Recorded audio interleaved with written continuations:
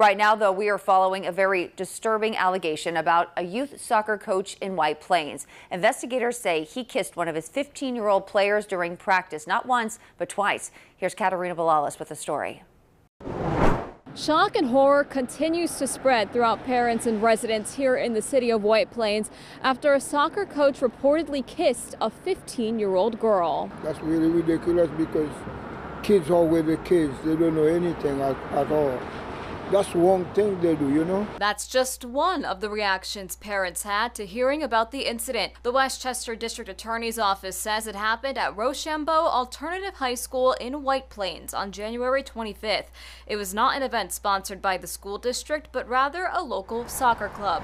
44-year-old Jose Grajales Giraldo from Mamaroneck reportedly approached the girl at the beginning of practice and kissed her on the cheek. He then allegedly kissed her again towards the end of practice. 1 week later, Grajales Giraldo reportedly asked the same girl if she was good at keeping secrets. He then told her he really liked her and wanted to kiss her. The news has shocked many who say school and after-school activities should be a safe space for kids. It's a man who's in charge of not only one kid, but several kids who look up to him. Grajales Giraldo was arrested soon after and charged with sexual abuse in the 3rd degree. He pleaded not guilty yesterday. We have to pray for the kids. Probably they're going to get him out of here. Grajales Giraldo is due back in court next week. We tried reaching out to his attorney, but we have yet to hear back. In the meantime, anyone with information on this man is asked to contact the Westchester County District Attorney's Office. We're in White Plains. Katerina Balalas, News 12. Rochelle family is mourning the sudden loss of a teenage boy. 2 people have now been arrested in connection with this case, and News 12's Melanie Palmer talks with the victim's family. We're not ready for this. We miss him a lot. Minor Tema and the rest of his family are at a loss. There's no expression, there's no word how to rebuild this, all the moments, the time we share with Johnson here. His nephew, 15-year-old Johnson Tema, is gone. He was found unresponsive Thursday morning at the corner of Charles Street and Washington Avenue in New Rochelle. He didn't have a shirt on or shoes. He later died at the hospital. There's no obvious signs of trauma or obvious signs of death, so we're awaiting the medical examiner report on toxicology. 32-year-old Hugo Perez Gabriel, who you see here, and a 16-year-old have been arrested for concealing a human corpse. They're accused of dragging Tema's body from a nearby home and leaving him on the side of the road. The 2 people that were arrested are related. I believe it's an uncle-nephew situation. Those 2 are not related to Tema. However, Captain Collins Coyne with New Rochelle Police says they do believe the 2 somehow knew him. Perez Gabriel was released without bail Friday afternoon. He's his uncle? We want justice. What has the world come to? Tema was a student at New Rochelle High School who just came to the U.S. 2 years ago from Guatemala. He just came to this country as everybody came looking for a good future. The identity of the 16-year-old who was arrested has not been released since they're a minor. Perez Gabriel is due back in court on February 28th. In New Rochelle, Melanie Palmer, News 12.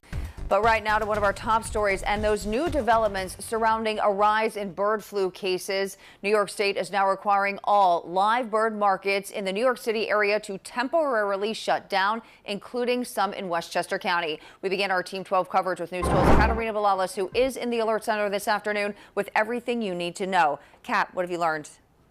Well, Lisa, Governor Hochul says it's part of a new notice and order issued by the Department of Agriculture and Markets. It comes after 7 cases of the bird flu were detected at markets in Queens, the Bronx, and Brooklyn over the past week. As part of the order, markets that have not had any detections of bird flu will have to sell down all inventory, complete cleaning and disinfection procedures, and remain closed for a period of 5 days. They must then be inspected by the Department of Agriculture before they can reopen. It also outlines quarantine procedures for markets that have confirmed detections of bird flu.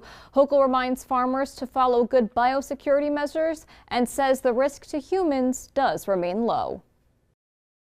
These are just simply measured, common sense steps that'll curb the spread of bird flu and ultimately to keep New Yorkers safe, which is always my top priority. So the order is effective today through next Friday. First tonight, 9 of the 12 suspects charged in the case of the missing teen from Patchogue were arraigned today on a joint indictment. News 12's Logan Crawford was in Riverhead Court as it happened. One by one, 9 suspects accused in the case of the Patchogue teen who went missing were brought before a judge on a 75-count indictment. Prosecutors say it all started when Alton Harrell allegedly abducted the 14-year-old girl on December 9th and brought her to an abandoned home in Bellport. From there, other defendants are accused of trafficking her in exchange for drugs. Harrell is now one of 3 charged with the top count of first-degree kidnapping. We cooperated with the police at the initial stages of this investigation to try and assist them in locating this girl.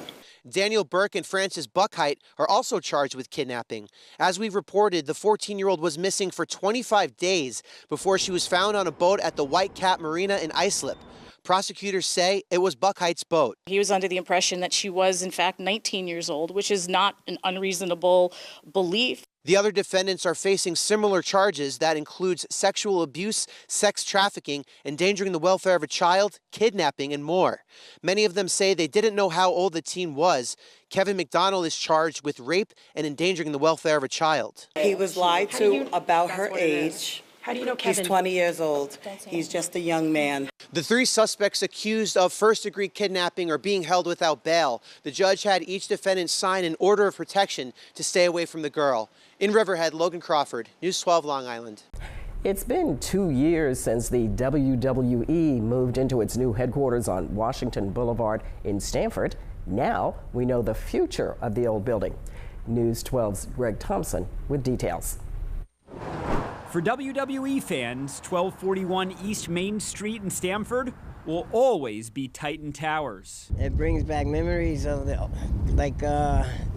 wrestlers, man. Driving, down 95, you see the flag. You're like, there it is. There's the WWF. But as first reported by CT Insider, the building has been sold to Brantford-based MB Financial Group, which plans to welcome in a new world order and turn it into apartments. The building is spectacular. It overlooks Long Island Sound and the Norotan River. Being on the Darien and the Stamford line, be right up Route 1, you're running off the highway. Michael Massimino, the CEO, says they're picturing mostly larger units between 1,000 and 1,200 square feet, with either 2 bedrooms or 1 bedroom and a study. We plan on making it a destination as it relates to luxury multifamily building, including access to the old employee roof deck, to appeal to the limousine riding, jet flying crowd. Woo! Once it's complete and once everybody understands, the location, the views, I think that in and of itself is going to stand out for itself. Although it certainly can't hurt that you'd be able to ask dinner guests if they can smell what you're cooking in the same place that The Rock might have worked on his famous line. That would be nice, not gonna lie. That would be pretty cool. I don't think the prices would be, in my range to go there and rent or even to buy, so. But it will be a good thing to, check out. MB Financial says the inside of the building is still set up like an office and they have to totally redo it, meaning it probably won't be ready for people to move in until early 2027. In Stamford, Greg Thompson, News 12 Connecticut. 5:07 and some other news on this Thursday morning. A Deer Park man's facing charges for the trafficking enough fentanyl to kill nearly every single person on Long Island. That's according to the Suffolk District Attorney. We are told a suspicious package led the State Drug Enforcement Task Force and Suffolk Police to Adriano Abreu Bonifacio. Before it was delivered, inspectors were able to determine that there were narcotics inside. The DA says the drugs were sent from California to Abreu Bonifacio's home, but under a fake name. An undercover officer actually went to deliver the package and he accepted it. Now inside were 5 kilograms of fentanyl, and that's enough to kill more than 2.5 million people and nearly every resident in Suffolk and Nassau combined. Abreu Bonifacio was indicted for operating as a major trafficker and criminal possession of the controlled substance. He faces up to 15 years behind bars if convicted. And we continue to follow the latest developments after a massive fire ripped through a home and a temple and took the lives of 2 people in Fordham. Our News 12's Brittany Cadet is back at the scene with the latest. We are now learning that the Department of Buildings has issued a full vacate order for both the temple that is completely destroyed and the neighboring home that also caught in flames yesterday. It's also important to note that here on Anthony Avenue, it's clear right now, but 24 hours ago it was filled with firefighters still battling those flames and that heavy smoke here. Now, the FDNY has confirmed that a space heater is to blame because of this fire. They posted on X last night saying the cause of the fire was a space heater that came into contact with combustible materials. They also emphasized space heaters should be kept at least 3 feet away from combustible materials like blankets and curtains. That space heater caused these massive flames that poured smoke in the surrounding streets for blocks. According to the FDNY, the call for the fire came in at around 6 a.m. yesterday morning, and flames were put out almost 3 hours later at 8:58. Now, 2 people died in this fire, and members of the temple say one of them was a monk who served the community for over 20 years, and the other one was a visitor. And as of right now, Red Cross says they are helping about 6 people with emergency assistance and are urging anyone who was affected by this fire who needs help to reach out. For now, we're live here in Fordham. I'm Brittany Cadet, News 12, The Bronx. We're learning that the FBI is expanding its search for victims in a disturbing child sexual exploitation case. The details of this case, they're deeply troubling, and we want to warn you that some of the information we're about to share may be difficult to hear. News 12's Edric Robinson outside the Department of Justice building in downtown Brooklyn with more on this. Good morning, Edric. Yeah, good morning, Christy. This is a very sensitive and ongoing investigation. The FBI, along with the NYPD, are urgently seeking potential victims of a child sexual exploitation allegedly involving a Brooklyn man named Rochelle Warder. Now, this is the image of the 23-year-old that investigators released to the public.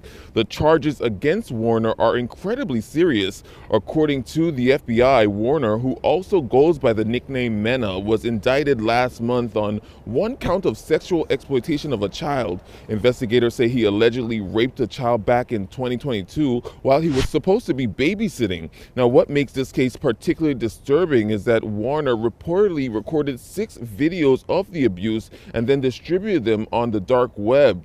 The FBI's concern is that there may be other victims out there. Court documents reveal that Warner has had repeated access to children, including in schools. He's worked with after-school programs in Brooklyn, and at the time of his arrest was involved in a dance group for minors operating out of a local middle school. Now, this access to children is why investigators are so worried that there may be more victims. So the FBI is urging anyone with information about child sexual exploitation by Rochelle Warner to come forward. We'll have that information posted on our website at news12.com. For now, that's the latest here in downtown Brooklyn. Edric Robinson, News 12 Brooklyn.